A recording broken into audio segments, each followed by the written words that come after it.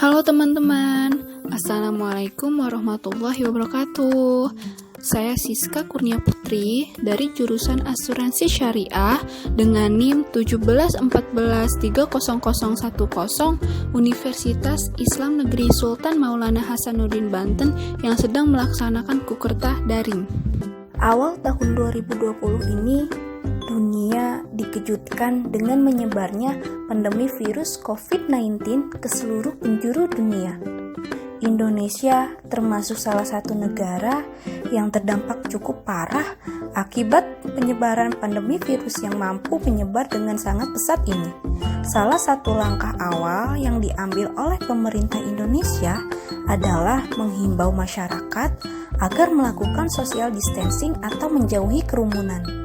Untuk mendukung himbauan ini, maka kampanye di rumah aja dilancarkan di berbagai media sosial dengan tujuan menjangkau kaum muda agar untuk sementara tidak meninggalkan rumah masing-masing selama virus ini masih mengalami peningkatan.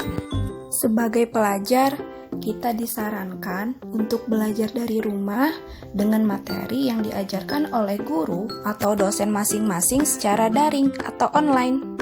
Selain itu, orang tua kita pun disarankan bekerja dari rumah dan menyerahkan pekerjaannya secara daring. Teman-teman mungkin merasa bosan di rumah setiap hari. Nah, ada beberapa aktivitas yang bisa kita lakukan untuk mengisi waktu berkualitas agar tidak bosan di rumah. Aktivitas pertama, memperdalam ilmu agama. Teman-teman, ketika kita di rumah aja, jangan jadikan alasan untuk kita tidak menambah ilmu agama karena tidak bisa pergi ke majelis pengajian yang biasa teman-teman lakukan. Teman-teman tetap bisa belajar ilmu agama kok. Caranya melalui smartphone yang teman-teman punya. Teman-teman bisa membuka ceramah-ceramah ustadz-ustadz atau ustazah yang ada di sosial media seperti YouTube, Facebook, dan lain-lain. Tidak hanya itu, teman-teman juga bisa mengikuti kajian-kajian online tentang agama yang biasa organisasi yang ada di kampus lakukan. Selain mengikuti kajian, selama di rumah ini, teman-teman juga bisa memanfaatkannya untuk menambah hafalan-hafalan Al-Quran teman-teman. Masya Allah, bermanfaat bukan? Aktivitas yang kedua ialah melakukan hobi yang disukai. Teman-teman semua pasti memiliki hobi, seperti hobi memasak, melukis, membaca novel, dan lain sebagainya.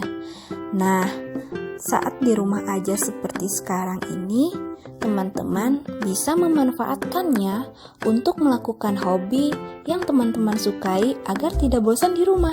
Selain itu, hobi teman-teman bisa mengasah skill baru loh.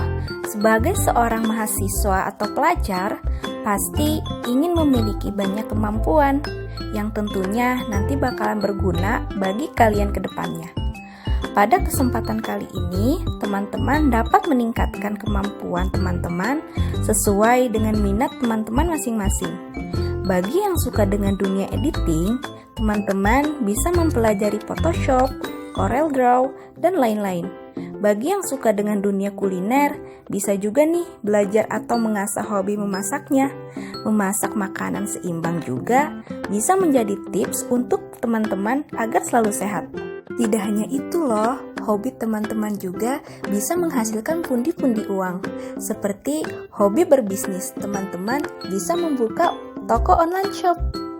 Ketika hobi bisa menjadi tambahan penghasilan, tentunya akan jadi hal yang sangat menyenangkan untuk dilakukan, bukan? Nah, teman-teman, kalau bukan sekarang, kapan lagi? Aktivitas ketiga, bermain di rumah bersama keluarga. Selama work from home atau social distancing, beberapa dari kita pasti telah nyaris bosan berada di rumah. Nonton Netflix sudah, mengerjakan tugas-tugas kuliah sudah, video call dengan teman-teman sudah, bahkan mendengarkan lagu-lagu favorit atau sekedar memainkan game online pun juga sudah. Tapi, sudahkah kamu menikmati waktu bersama keluarga yang mungkin selama ini sering teman-teman abaikan? Jika teman-teman masih tinggal bersama ayah, ibu, kakak, adik, atau another part of family, maka ada baiknya teman-teman tak hanya berpikir untuk menghibur diri sendiri, tapi juga menghibur seisi rumah dengan aktivitas-aktivitas seru yang menggembirakan. Selain punya dampak positif terhadap kesehatan jiwa, dengan tak melulu memikirkan masalah corona, menghabiskan waktu bersama mereka juga punya efek baik terhadap hubungan orang tua anak, suami istri, adik kakak, hingga extended family yang mungkin tinggal bersama dalam satu atap. Nah, ada beberapa pilihan permainan yang bisa teman-teman lakukan bersama keluarga, yaitu bermain karambol, bermain musik, atau juga bisa bermain monopoli. Aktivitas yang keempat yaitu mengikuti kelas online atau webinar. Ada berbagai kelas online dan webinar yang tersedia loh.